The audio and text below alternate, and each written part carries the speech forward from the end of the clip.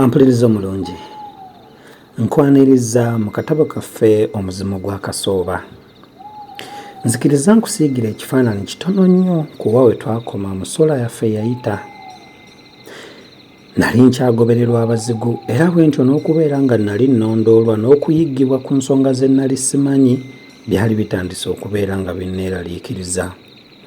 Era lumu bwe nali nva ku mupiira ogwaliwo wakati wa Kenya ne Uganda, nagobererwa abasajja n'oluvannyuma ennyo abankwata ne banteeka mu mutto gw'emabega mu mmotoka yange ne bantuulako, bwe batyo ne babeera nga bankuluggusa nga banjolekeza eri e Kampala.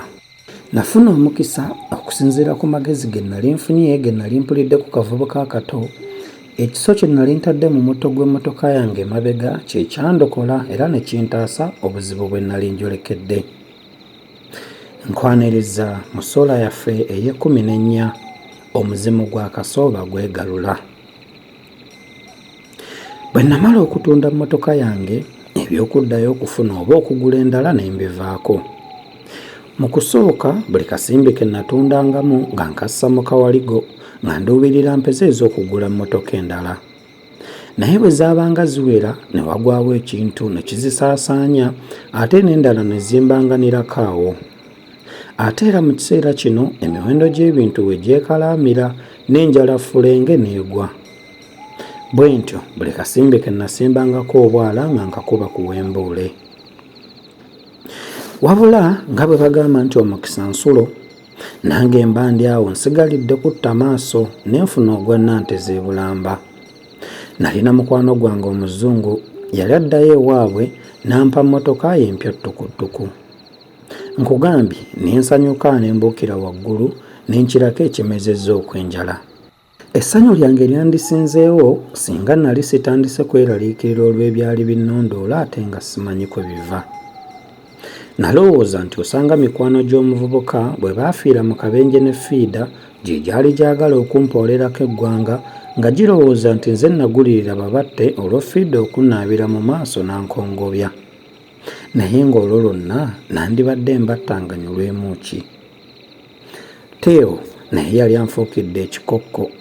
Oluusi ng'alabika ng'amanyi ku bintu bino naye nga bw'obimubuuza asirika busirisi oba okukubuzaabuza ng'atya era ng'alabika nga tayagala kubyanjuluza.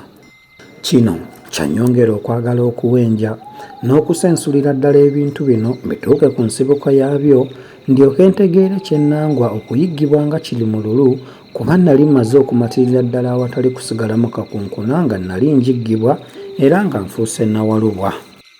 Okutya okwali kutandise okutema empangi, okunnyengeya n'okusebaaseba empagi z'ekigo ky'obuvumu bwange kwampaliriza okwebalama ekibuga. Bwe ntyo ne ntandika okumaliranga ebiseera byange eby'eddembe eyo mu byalo nga nnambula n'okunoonyereza wamu n'okuwugula ku birowoozo byange okuva ku kweraliikirira okw'olutentezi. Olwali olwo ne ŋŋenda e Bukwiri okwegulirayo ku muzigo. Mba nkomawo ne nkyama ku petrol station ekiboga nyongere mu mmotoka amafuta. Nayimirira nga ntunuulidde butatemya ebbomba y'amafuta omuvubuka abagatunda baleme kumbala mu ffuulo. Ngenda okuwulira ng'omuntu ankoonako ku kibegaabega, neekanga ne mmaguka ne nkyuka. Ngenda okulaba nga ye mukwano gwange Mbega bwe twasomanga, gwe nali mmaze ebiro n'ebisiibo nga simulaba newankubadde oluusi twawuliranga nti kati ali Gindi oba Gindi ng'atawuka mu gigye. Twalamusaganya mu ssanyu eritagambika era munnange n'antwala mu kabaala akaali okumpi awo tuweweeze ku mimiro nga bwe tulojjamu. Twanyumya bingi era nze okugenda okwezimuukiriza ng'enjuba yagenze dda ewa Kiwalabye okulya ebiwata. Nasiibula munnange olw'emiti ya Nando ejjembe buto. Teyanzikiriza kugenda. Yansaba tugende ensula ewuwe nga bwe tujjukanye ebyedda nti kubanga era kyali kutunda mwoyo na kwegabula mu mannyo ga mpisa okutambula ekiro mu biseera ebizibu ng'ebyo. Byali biseera bya fukufuku wa nkuba. Oluguudo mwe nali ŋŋenda okwesaaza kalakita yali erufuukudde ate nga ntya n'abazigu okunzinduukiriza omwo ekiro ne bannyogulula. Bwe ntyo nakkiriza nsule kubanga era saalaba kinene kya nnyo kimpaliriza kuwumpuguma matumbi ga budde mbu ntuuke eka. Nasanyukirwa bya nsusso mu maka ga mukwano gwange era ne nkubwako n'omutaka w'ennyimbwa. Bwe twamala okulya ekyeggulo ate emboozi eyaffe ey'ababiri n'ekolera buto era kabula kata n'obudde tubukeese nga tetumanyi. Mukwano gwange yantegeeza nga bwe yali akuzibbwa n'aweebwa okukulembera ekitongole ky'abambega eky'enjawulo ng'omulimu gwakyo omukulu kuwenja n'okuzikiriza bakkonde abaali beefudde kasomba kaddira mu kunyagulula n'okutemula abantu era nga bakola n'ensimbi ez'ebikwangala ez'empapula.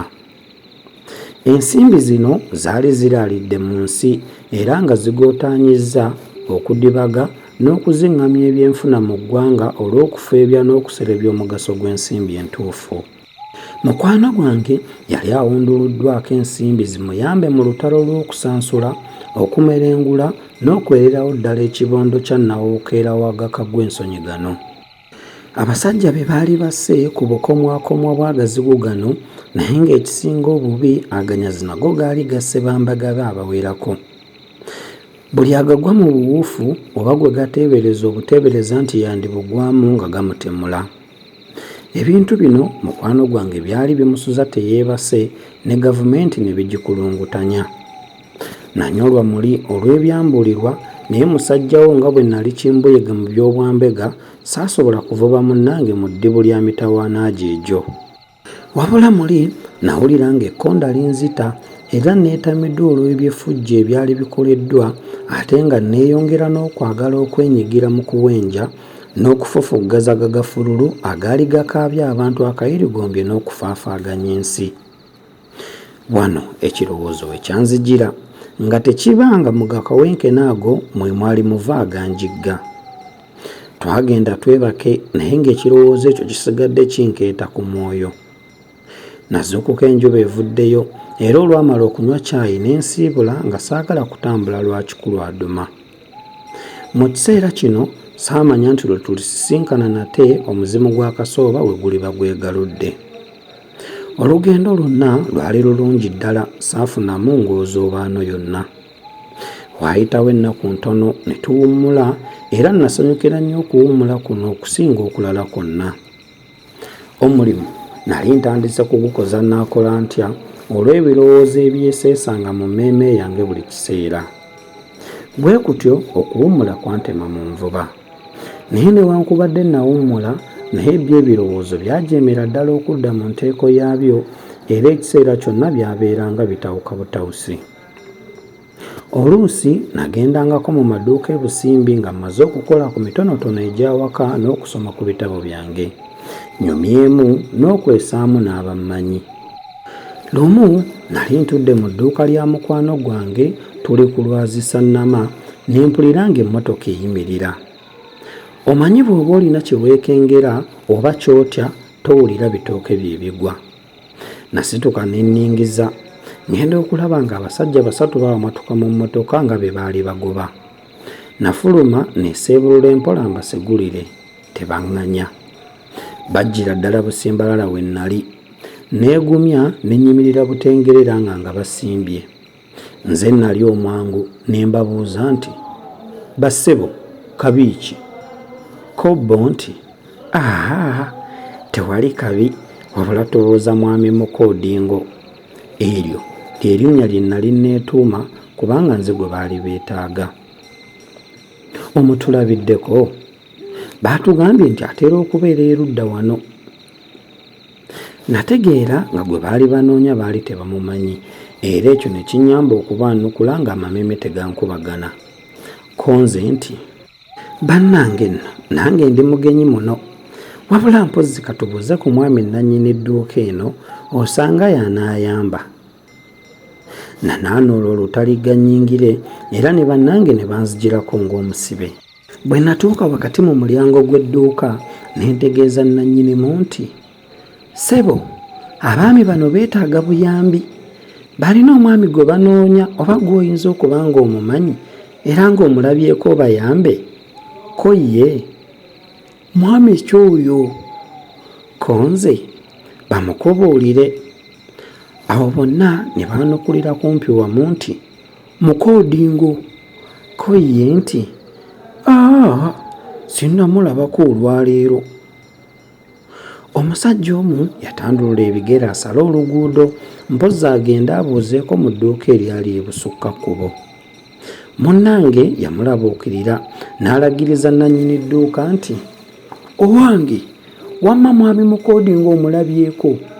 Omwami oyo ajja ne banne gwe beetaaga." Gwe baalagiriza yali ammanyi bulungi era nga nnengera nnyimiridde n'abasajja bali. Bw'atyo kwe kwanukula nti,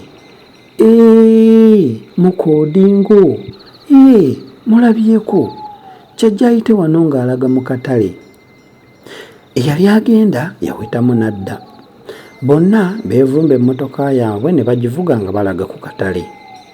Kyazira kunkuba bati nkoona nga nange njokya musubi kuddaka, anti enswaswa eteeyanula era n'ab'omuti. Guno nno gwali gujabagidde era nga ddala gubalagadde. Ebigambo we byali bituuse wali weetaaga kusalira magezi. Wabula abanjigga baali balimbye, nali sijja kuddaawo kuleera ngalo oba kuzingira mikono bansangawo batte mmome kabe kasinge bagatteko n'okuswagguza. Naye nno nga baswagguliza kwani? Kunze Mukoodingo? Kitange namunkange yeebase emagombe, si kunze. Ampuliriza omulungi, olwakadde akatutwala kiyumba anaagwa. Nzikiriza tujja kutandikira wennyini twongere okumanya biki ebyaddirira okusinziira ku mbeera eyali eguddewo. Akuume atakuumira mpeera.